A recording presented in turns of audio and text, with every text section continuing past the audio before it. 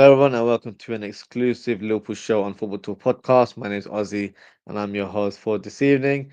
It was only a matter of time until this rumor was announced officially, and now it has happened. It feels great.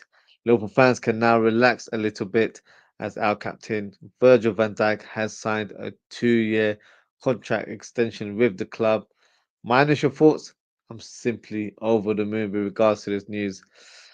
The Salah one got the ball rolling, and that led to Van Dijk also committing his future to the club for at least another 2 years. And I think that is going to be pivotal in terms of our future. I don't think people understand how valuable Van Dijk is to Liverpool. He's a unicorn of a centre back. There's no one like him in world football. Look how single-handedly he changed our defense when he first joined the club in 2018. So today I'm going to reminisce a little bit in terms of when we first signed Virgil van Dijk, or to be fair, even when we first linked with him, as a lot of fans weren't quite sure in terms of his quality as a centre back.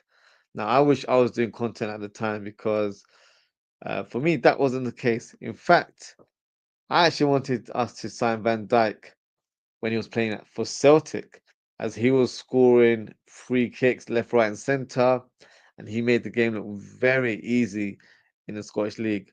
But at the time, our manager Brendan Rodgers wasn't completely convinced, so we didn't make the move in the end. But then he moved to Southampton, and he pretty much hit the ground running. For me, there was one match where he really stood out, and in fact, he played against us.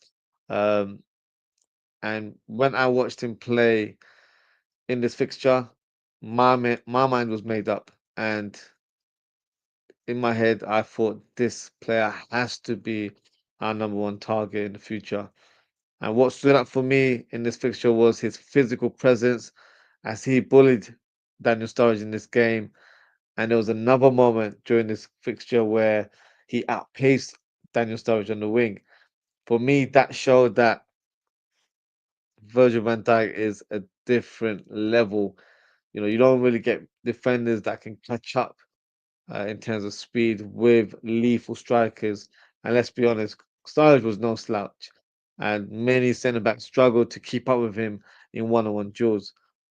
Then the summer came, and it looked like my sort of dream signing was going to become a reality, as we apparently made a bid of around £60 million in the summer of 2017. But unfortunately, Liverpool approached the player or his agency illegally, and therefore Southampton reported Liverpool to the Premier League for unethical grounds of tapping up a player without consulting the club. Now, at that time, I was quite disappointed and concerned that we may not target the player again in the future because of what happened in that summer.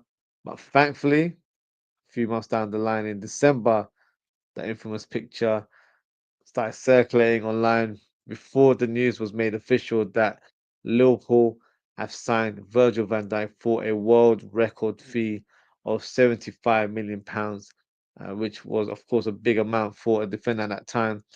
And he made an instant impact, scoring the winning goal against Everton in the Merseyside derby on his debut.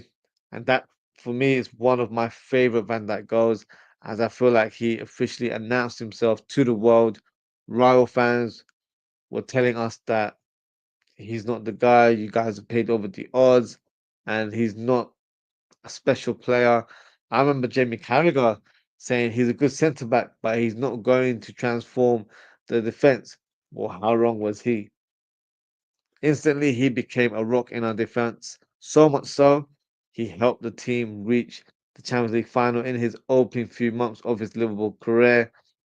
Of course, unfortunately, we know what happened in Kiev, but that defeat left a sour taste for everyone affiliated with Liverpool, and it was only a matter of time before we challenged for major honours, and that happened for us the following year as we won the Champions League in Madrid beating Tottenham in 2019. And this was just the beginning, as Van Dijk helped us win the Super Cup. He also helped us win the FIFA Club World Cup, and of course, the big one, and that is the Premier League. The 30-year wait came to an end in 2020, and even though the fans couldn't celebrate with the players due to COVID restrictions at the time, it was such a monumental moment for the club. We achieved the impossible, as Man City were dominating the league like they have done in recent years as well. And it needed a special team to do it. And that was Liverpool in the 2019-2020 season. But unfortunately, the following season, Van Dijk picked up a career-threatening injury in October 2020, where Pickford clattered into our centre back and received no punishment whatsoever. I still hold a grudge with that player to this day. And yeah, uh, I'm sure we all feel that sort of same sentiment as well. Now, that injury impacted the team quite severely, as we struggled to field actual centre backs during that season. After that Van Dijk injury, we had Joe Gomez and Matip, and unfortunately, due to the injury record, they were both out um, with injuries later on in the season. We had to put Fabinho and Henderson as makeshift centre backs. We signed Ben Davies, who ended up being a hologram for us in that January window, as well as Ozan Kabak, who I'm sure you guys will remember. And that was definitely a season that showed the importance of Van Dijk, and probably showed that, we slightly took him for granted and didn't, you know, have adequate cover for our centre back there. And I feel like it really impacted our season. But thankfully, we were able to, qualify for Champions League football during that season. Um, but Van Dijk, Portugal was ruled out for the remainder of that season. He did make his return the following season. Um, he had to change his game a little bit, if I'm being honest. He had to be a bit more calculated on and off the ball.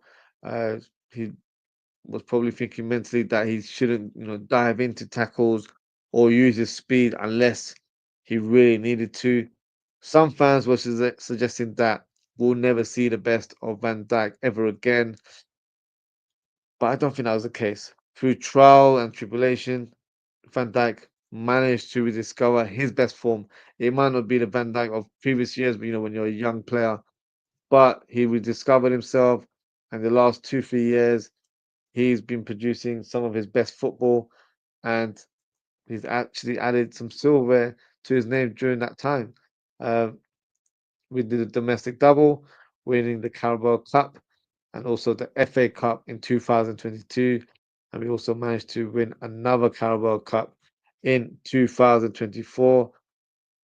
And it now looks like we're on the verge of securing another Premier League title, and this season to equal Manchester United record of winning 20 league titles. So I'm going to say it bluntly, without Van Dijk, none of this success would be possible. Of course, plenty of players have contributed to Liverpool's success in the last 7 or so years, but for me, Van Dijk has been crucial to our pathway of winning these trophies. He's a very special player. Me personally, I've never watched a centre back like Van Dijk. The way he plays, the way he makes the game look very easy, how dominant he is on and off the ball. He's a colossus. He has everything in his locker, and I barely see a weakness in his game. So much so, there was an ongoing stat for like 2 or 3 years, suggesting that no one could get past Van Dijk. That's a reflection of dominance. You've never really heard another centre back have that kind of statistics. So it goes to show how impactful he was in world football, and he was also so close to winning the Ballon d'Or a few years ago. I feel like he should have won and he was robbed of claiming that individual title there. But look, overall, I'm so happy that he chose Liverpool all those years ago in 2018. He could have easily signed for a team like Man City, who, of course, were dominant and still are to an extent. They showed a strong interest in signing the player, but he wanted to join Liverpool. I think he was won over by Jurgen Klopp's enthusiasm and his sort of football philosophy, and also making him understand that you are very key to our future plans, and probably presented the project where, if you were to win trophies here, you'll be regarded as a club legend. And I think that might have swayed Van Dijk to come to join Liverpool. It's helped him build a legacy, and I feel like he's definitely achieved that so far in his Liverpool career. As we get closer to the last stages of the season, Van Dijk has a huge role to play for the next 2 years, in my opinion. Firstly, of course, he's our captain, so he will need to lead by example, especially as we've got a young squad right now. This summer, I'm expecting the club to sign a number of players, and I really hope the club sign a centre back who they regard as Virgil van Dijk's long-term successor.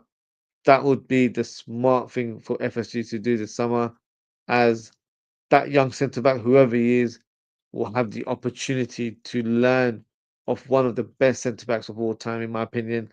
And I hope Virgil van Dijk has some sort of say in terms of who that profile is and who that person could, lead the defense for years to come. Similar scenario to when Alisson was involved in the signing of Mamadashvili, not directly, but he was consulted about Mamadashvili before Liverpool made that signing last summer. So I hope they use that same sort of process with Van Dijk in order to find his long-term successor. Of course, we can talk about transfers another time. Today, it's all about Virgil van Dijk. As you can probably tell, I'm over the moon that he has decided to stay on for at least a couple more years. And for him to say in his interview today that it was always Liverpool makes me really proud. I'm very excited for the upcoming season, as I know he brings stability to the back line, and we all know his aura is unmatched.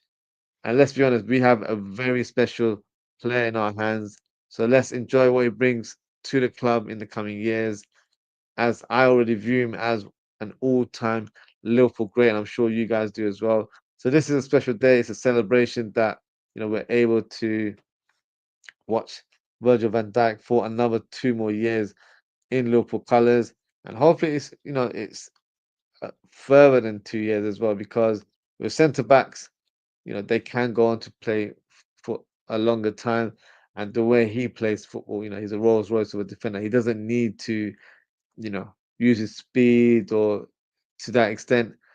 His reading of the game is something special. So I really hope that, this is not the last extension, that he has another one in the future, but no, nonetheless, he's here for another 2 years. So let's enjoy what he brings to the pitch, and hopefully he can bring some more silverware to the club. So that's my thoughts and reaction to Virgil van Dijk signing a new contract extension with the club. Feel free to drop a comment and let me know what you guys think as well. And that is it for today, guys. Thank you so much for tuning in. If you haven't already, please don't forget to like, comment, share, and subscribe to the channel. I will be doing some more transfer-related content for Liverpool in the upcoming weeks, so please make sure to look out for that. Hit that notification bell so you know what time and what day I'm doing these type of shows. And yeah, hopefully, we've got a big summer ahead of us, where there's a lot of incomings. I'm sure there'll be some outgoings, but more so quality signings that walk through the door in order for us to challenge for major honours again next season. So lots to look forward to, and that is it for today, guys. Thank you so much for tuning in.